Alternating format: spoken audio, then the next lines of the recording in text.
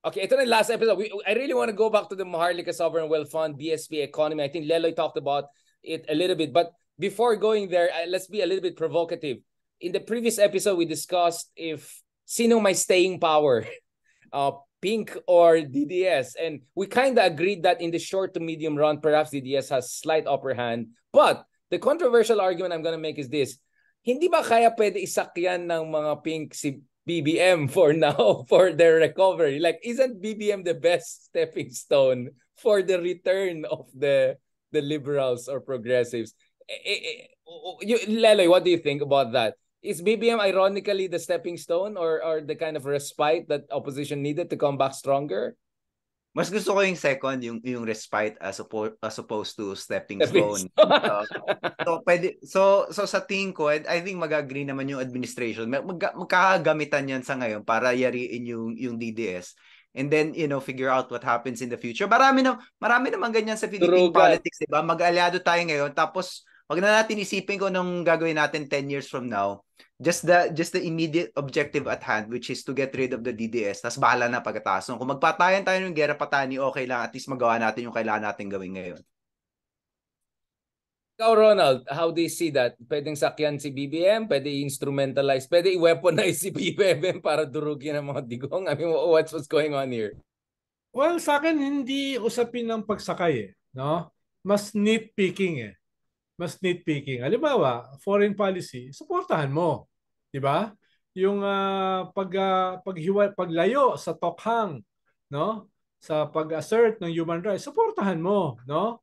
Pero pag sinabi mo kasing sasakyan mo, medyo mas comprehensive yan eh. Mahirap gawin yan sa economy, no? Mahirap gawin yan sa isang economy na cartelized at walang gagawin yung gobyerno para wasakin ang mga cartels. Walang gagawin yung gobyerno dito sa mga new cronies. Walang gagawin yung gobyerno para sa restructuring ng economy. No? Hindi ko nakikita na mangyayari yan in the next 4 or 5 years. No? So, sa akin mas nitpicking rather than sakyan. No? Pag sinakyan mo kasi, magkakaroon ka even ng tactical alliance sa electoral. Yeah. No? Yun yung magiging kwan mo. Kiss of death. Kiss of death yan. Oo. Hindi naman, pero mawawala yung substantial base mo na historically ayaw talaga sa Marcos. So, yung iba kasi, ang framework ng ibang mga pink at ilaw, a lesser evil is still evil. No? Yun yung kanila. Kaya, magninitpicking sila, no? Mag-cherry picking pala, cherry picking, pipili sila ng mga kwan with the possibility na meron silang banatan. No? Meron din akong narinig na medyo pink at ito yung sabi sa akin, interesting yung phraseology. Sanay na tayo sa elite democracy, pero ngayon lang tayo nakakita ng criminal against humanity. So, it's easier to put up with the Marcoses. Yeah. I mean, kasi ibang level yung Duterte na talagang mass murderer. As opposed to elite democracy. Evil versus incompetent, like whatever. No, I mean, my point, guys, is I think the term there is a la carte cooperation. I think that's what Ronald is meaning, no? Like, wait, pipili tayo dito, pipili tayo dyan ng points of collaboration and engagement, but definitely rule out a kind of a tactical alliance, no? Kasi that could mahirap yung official. Halimbawa, Laila, Trillanes, no, Risa, malinaw yung direction of the main blow, no? Ang direction of the main blow sa mga Duterte, 'di ba? Pero hindi sila nakikipag-coalition sa Marcoses. 'Di ba? Kahit si Trillanes? Mine-maintain nila yung kwan. Hindi, except Trillanes. Paano ko ma-appoint si Trillanes? Except Trillanes. Paano si Trillanes naman, di naman anti-Marcos to start with. Di ba? Anti-China yun, no? Yung father niya ay Marcos, no? Etc. So, hindi ako magugulat kay Trillanes. Pero, yung kumbaga, as a movement, as an organization, no? Okay lang sa kanila na mag-cherry picking at bumanat sa main enemy, pero hindi mag-coalition officially with the Marcoses. I-maintain pa rin nila yung flank, lalo na ngayon na nahati yung unity team, na maging third pole. No, na maging third pole. Pero gaano ka itong third flank, how noisy should this third flank be during this period of transition? How assertive should Noisy against the main enemy, against the direction of the main blow, against the Duterte, against the Arroyo, no? Ganun yung noisy. Pero nakikriticize din sa Maharlika.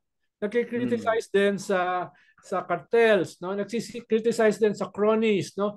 Nagkikriticize din sa yung ginagawa halimbawa ngayon sa energy na talagang almost total regulatory capture ng isang pamilya. Di ba? Na ng presidente, di ba? So, ibig sabihin, hindi ka pwedeng tumahimik diyan. At dahil hindi ka pwedeng tumahimik, hindi ka pwedeng magkaroon ng official coalition. Babanat at babanat ka, no? Pero malinaw, saan yung direction of the main blow?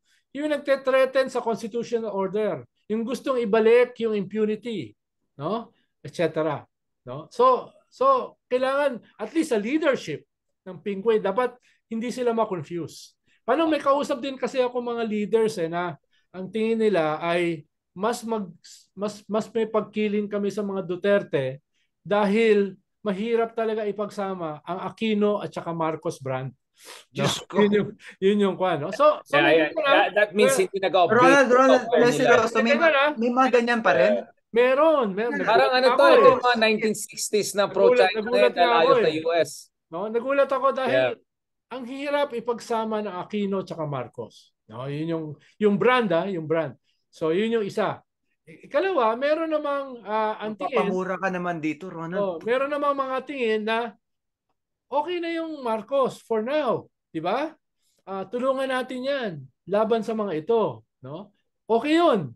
Pero ang tingin ko yung bulto pa rin ay habang bumabanat dito sa mga main enemy, no? Main recidivist elements, main reactionary elements, no? Ay hindi pa rin sila papasok sa isang even a critical collaboration formality with the Marcoses. Yung karamihan, yung karamihan. Yun nga, I actually use the word a la carte cooperation because I think the critical collaboration medyo pejorative na rin siya ngayon eh. No.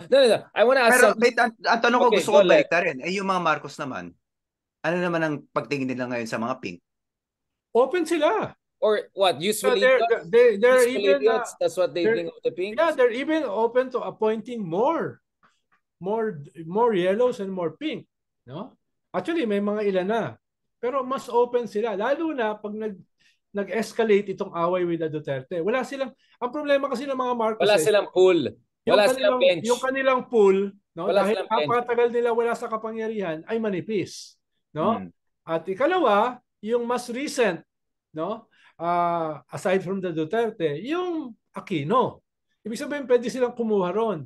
Hindi lang for NEDA, hindi lang for housing, no? More political positions. Probably more dahil tingin ko magkakaroon ng cabinet revamp sooner or later. At yung pagkukuhanan nila ng ilalagay diyan ay hindi ganoon ka-deep. Itong cabinet revamp na to, Ronald, anong bahagi ng cabinet? Gayong pinag-usapan natin yung ekonomiya. Sa tingin mo, ekonomiya like finance, DTI level? Yung mga vulnerable diyan, finance, DTI, labor, no? Even DFA. DOTR. Really? DFA? I think DFA could be open. DOTR, no? DOTR, yan. No? DOTR, bakit? Okay naman si Bautista, hindi ba? Well, may mga nagpo-push na not fast enough na ayusin ang airport, no? Na ayusin ang infrastructure. Malaking bahagi ng mga commitments ni BBMs abroad, yung 80-90 billion, magbabata yan sa comparative advantage. How about si Lutilia? Hindi. Safe? Very strong yan because of exactly yung sinasabi kong regulatory capture. Regulatory capture, okay. Dahil hindi lang DOE, hindi lang NEA, hindi lang ERC, hindi lang PISALM, the whole energy ay kontrolado ng isang pamilya. No? Okay, gentlemen, I want to give a scenario here. So I keep on talking about it. Let's say Maharlika Sovereign Bond Fund issue goes really wrong. Let's say not level of Najib 1MDB, but a baby Najib version. clearly this will be weaponized by pro-China elements. This will be weaponized.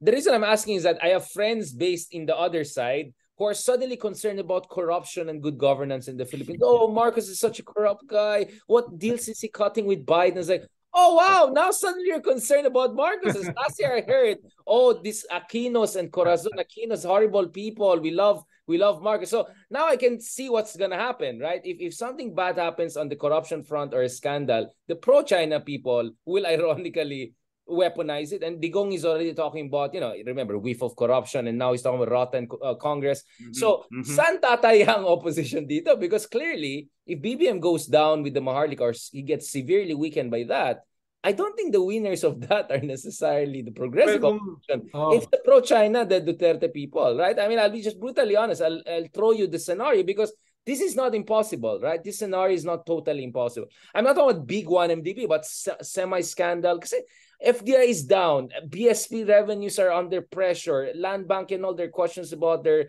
liabilities and liquidity. And we don't know what's going to happen with the food inflation and the economy slowdown. So if you're BBM, you have vulnerabilities, points that could be squeezed, diba?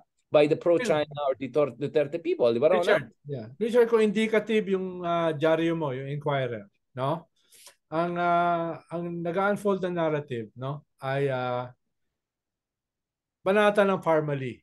Banatan yung corruption ng previous government, no? Hindi ako magugulat na yan yung magiging dominant narrative para sa mga pink and yellow, no? Yan yung pipitikin pa rin nila itong mga problema sa food inflation, no? Pag labas ng FDI, no? Pipitikin pa rin nila itong Maharlika, etc., no? Pero ang i-revive is the corruption ng previous government.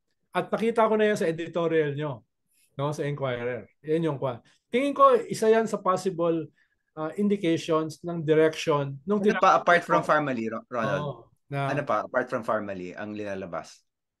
So there's ICC, there's Parmali, what else? Well, yung buong COVID, yung buong COVID Department of Health, no? Buckle, na mga expired, no? Bibili sila ng expired medicines, no? Ilalagay sa list, no? Tapos itatapon or ibabaon, no?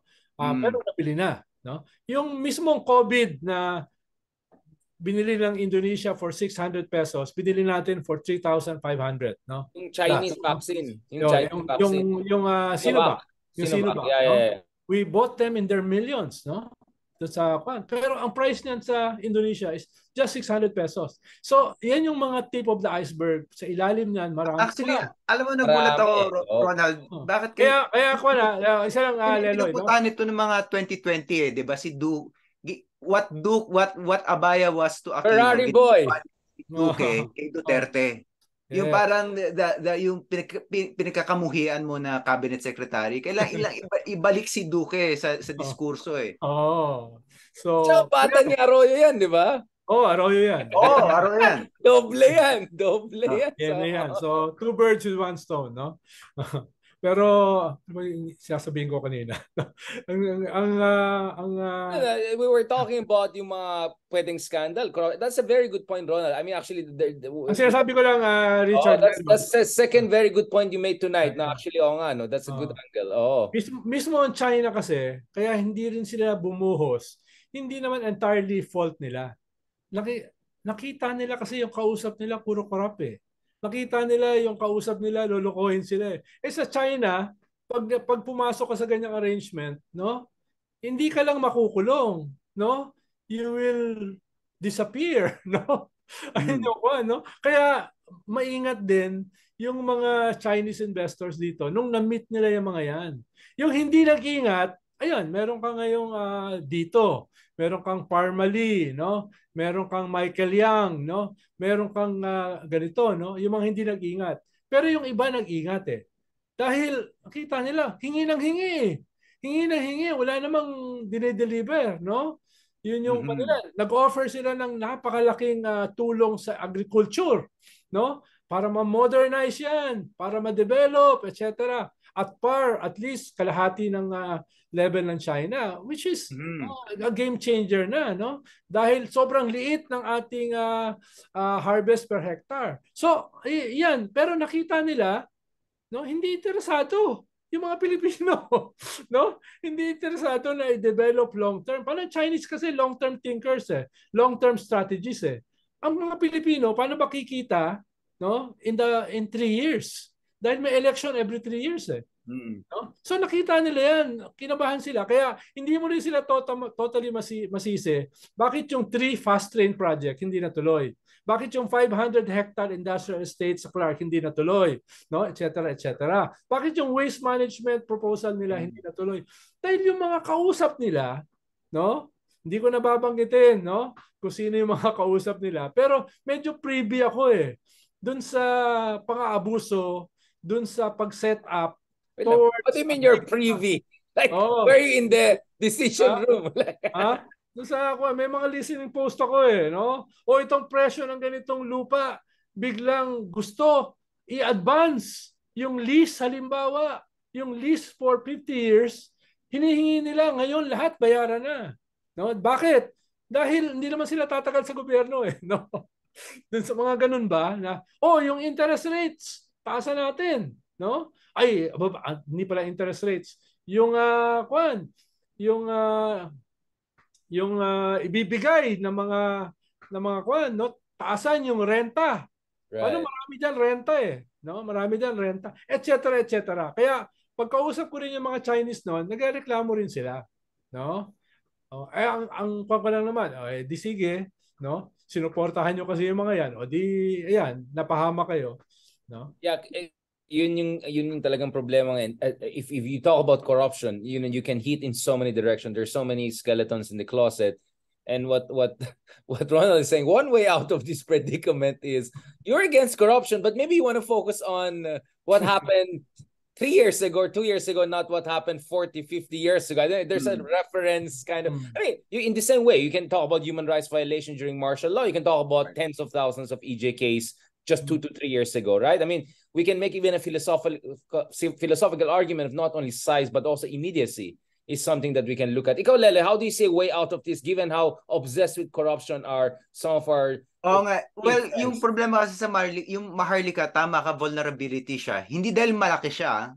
Maharlika is actually quite small. Baby scandal, kaya nga sabi ko, baby na in the greater scheme of things, And I don't think pwedeng mag-tank yung economy. Kung kunwari, gumuho yung Maharlika, it's too small to tank the economy. What it is a major corruption crisis. It's a headline. It's a big headline. It's a headline. It's a big headline. Lahat naman yung mga corruption crisis na except siguro yung corruption talaga nung 1980s na talagang yung levels of corruption that could really fan the flames of an economic crisis. Yung mga big corruption scandals naman natin, hindi naman guguho yung ekonomiya dahil sa corruption Nung kay ERAP, for example, yung wetting scandal. Hindi naman guguho yung ekonomiya mo dahil may wetting scandal si ERAP. Hindi rin naman guguho yung ekonomiya mo dahil merong Maharlika scandal. Pero headline siya dahil nakakainis because it shows impunity and it shows abuse of power. And in legalistic terms, yung betrayal of public trust. Pag sinabi mong impeachable offense, betrayal of public trust, nakakainis siya. Kaya ito yung pwedeng lamunin ng oposisyon at gamitin against you. So I think, babalik ako, ang Philippine economy ever since after the Asian financial crisis in 1992, growth trajectory yan. At yun nga, kahit unggoy ang ilagay mo sa Malacanang, if you zoom out 20 years, if you zoom out 30 years, your investments are actually safe in the Philippines. Hindi yun yung punto dito. Ang news headline natin, hindi long-term mag-isip. Nagzo-zoom in yan. Nagzo-zoom in yan dun sa latest scandal. Nagzo-zoom in yan dun sa latest inflation figures. Nagzo-zoom in yan dun sa latest FDI. Kaya kahit sabi mo yung long-term growth trajectory, ang inis ng mga Pilipino ay short-term at ito lagi yung vulnerability ng mga politiko natin. Thank you. I agree with Leloy na it's not enough to catalyze a crisis. It's not enough. Unless may mga iba pa siyang mga kadikit na mga issues na mag-unfold.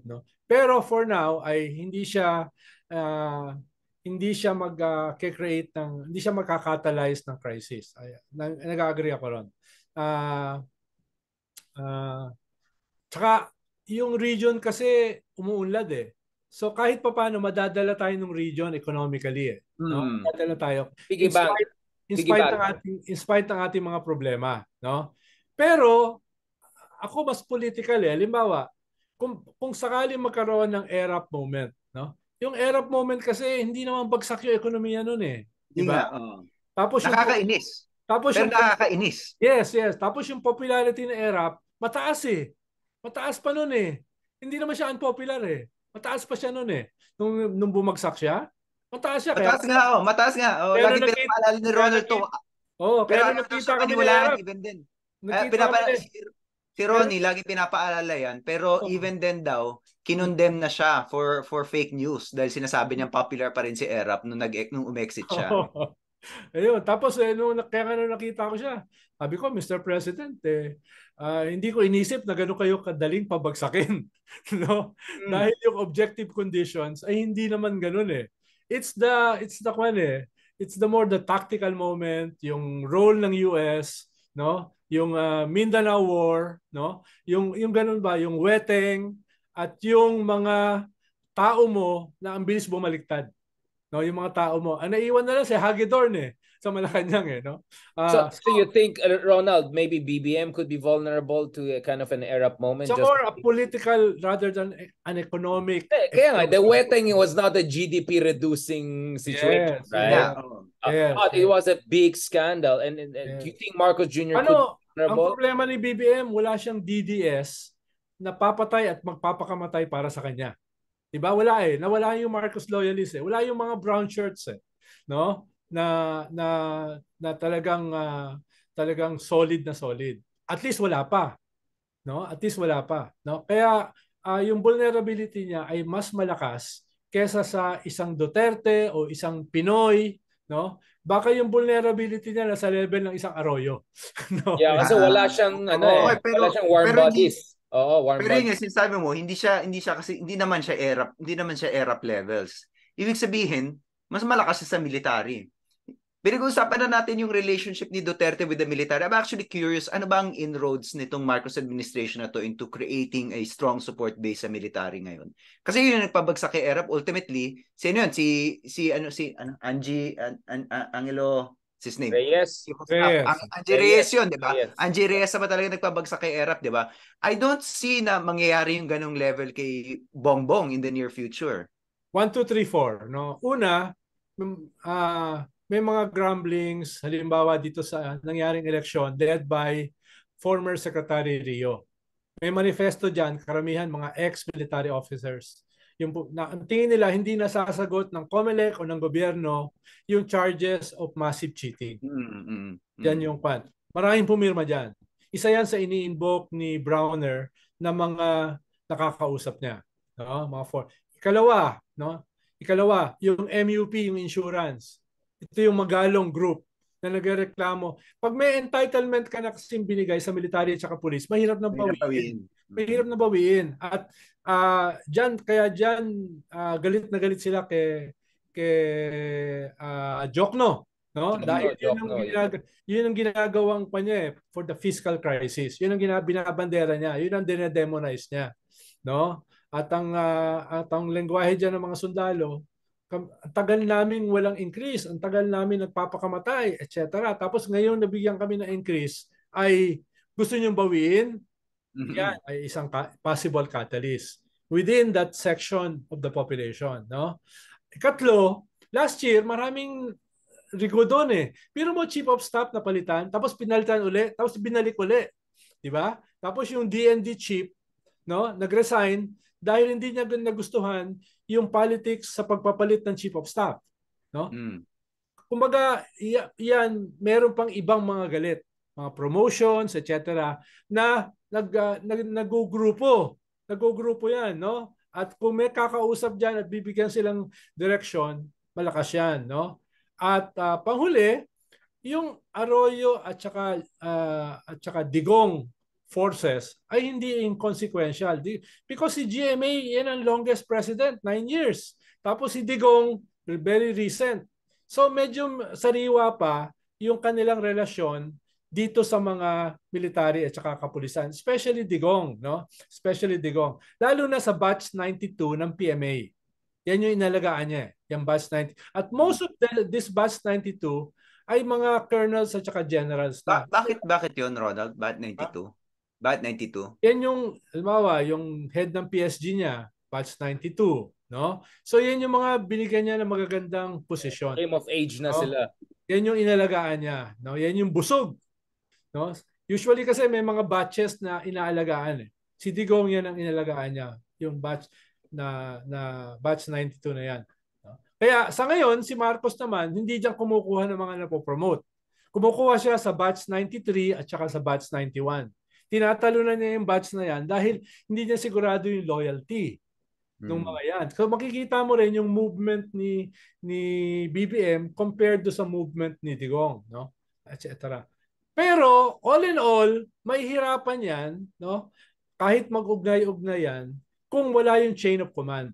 Sa ngayon, yung chain of command ay loyal kay BBM, no? Yung chain of command. And Ronald, let's not forget the big picture. What was not there during Arab? There was no new Cold War. The West Philippine Sea was not such a big issue. Yes. The U.S. is invested in the Marcos administration. Yes. You want to hear good stuff about Marcos? Talk to the ambassadors of Western democratic countries. Yes. You know, I just moderated the whole panel. Selfie. That's what I'm saying. Exactly. So, mas pro BBM sila kaysa ako, right? I mean, obviously, but you get what I'm saying, right? So that's the big thing. Si BBM has a foreign backing in ways no Philippine president, because the Philippines is more important than ever because of the China element. So I think that's the difference. But the most important one is strategic learning. Everyone learned dun sa kapalpakan ni ERAP. That's why the DDS, I mean, if you follow the thinking Pinoy people, they always talk about avoiding the EDSA dos scenario, right? They always talk about that. So they were very prepared for that. Now, Roland is right. Walang warm bodies si BBM. But I even doubt, did DDS also have war? Like, where was the DDS protest or rallies in support of Digong throughout 6 years? I saw none. Like, there was one na nagdala online. Umuwi na nung umulan. So unless exaggerated yung warm bodies ni Digong.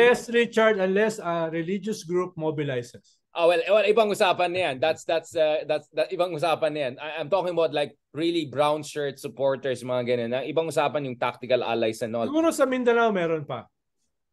No? Yeah, of course, I'm talking about the seat of power. Vismin, ibang, well, I could say if that's the question, sa amin din sa Baguio or sa Ilocos Norte, patay kay anti-Marcos kay. Hindi Lalabas magka-Ilocano mo, Richard. Hindi na ka talagang alam mo, pag natanggal si BBM, kunyari si Sara naging president, magrarally na sa lahat kami sa Baguio. Alam mo sa Baguio ngayon, yung meron mga unit team, picture ni BBM at saka picture ni Sara, and then in Ilocano sa babaes, parang nakakainis naman yung babaeng yan. Alam mo yung mga ganun, bago na ngayon. Like, hindi ba binubura ng mama ni Sara? Nakakainis tong babaeng yan in Ilocano. Di ba? Anyamat nga. I'm telling you, don't bring Vismin. Meron din kaming Baguio in Ilocos. Palaban din kami. So I think everyone learned from that experience. But Lelo, I'm telling you, if there's one area that BBM can be very confident is invested ang superpowers sa kanya. Not only one, but also Japan, but also Europe, but also Australia. So, swerte rin si BBM in that sense. So, I don't think he should worry much about the military. And yun yung misreading ni Digong. He thought just because may patronage sa nun, that it will eat out the geopolitics. No, the geopolitics is big because US has a lot of money, right? Japan has a lot of money, right? So, very influential ang US sa ating military establishment. Even na yan, of course, 100%. Ang president mo dito, yung presidente nung old Cold War. Dahil exactly. Basahin natin, balikan natin yung libro na Waltzing with the Dictator ni Raymond Bonner. Isa lang naman ang punto niya doon eh. Kahit anong gawin ni Apo Lakay, kaya niyang gawin for as long as trineta niya yung US na kung di nyo kami supportan, you're out of Subic, you're out of Clark. And because of that, he could get away with murder. He could get away with anything. So this is probably a tamer version of that.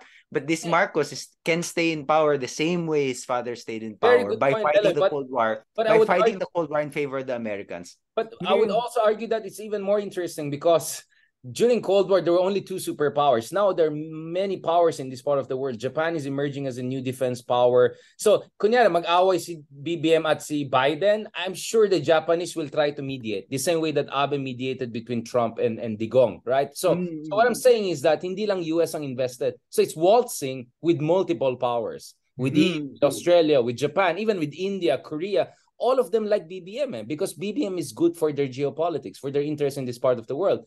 That's why napagod si BBM. Syempre, had to go to all of these people, they love me so much. So much love. I cannot take it. So much love from the puti. So much love from the puti. Tapos talo ka pang Hawaii, love from the Ilocanos. Di na love bomb ka for 1 week. Halimbawa, nung naglabas ng Leloy, nung naglabas ng statement si Browner about a possible destabilization at saka a possible coup, na magkaiba yun, ha? Wait lang, Ronald, sorry, akala ko Brownlee. Browner.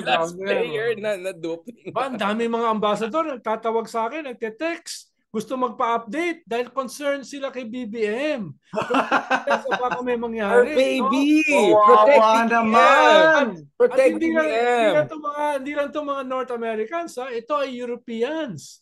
Exactly, yun nga. Traditionally critical sa Marcos, no? Kawawa naman. Pero kung sila talagang tawag, set ng meeting, no, text, update, no? Talagang very concerned sila na baka may mangyari nga, no? Kaya nga Ronald, #ProtectBBM nga yung joke ko last year pa lang eh. I was talking to some Marcos loyalist people and they're saying, kawawa si BBM, he inherited so much problems from these people from Davao. Yung mga ganyan, yung mga watch na mga. Ito yung mga Konya Pro Marcos. Exactly, Konya old school loyalists. Our BBM, so much problem he has to deal with. We have to be nice to him, protect him, take care. And then suddenly someone like, oh nga no, #protect. Next thing I know, ganun din yung mga kabila na sa foreign powers. Marcos, he's a good ally. We need to protect him. I'm like, what's going on here? It's like, parang out of business tayo, pare. Tayo lang walang kampo talaga. Kawawa talaga tayo. All right, on that note, thank you very much. Si Ronald, wala na na 6 a.m. club na si Ronald, maaga ka for 6 a.m. nyo ni 6:30. Malapit na, mga 5 hours na lang. Pwede ka na ulit mag-interview. Sanay naman ako sa slave labor, di ba? Ay, patay.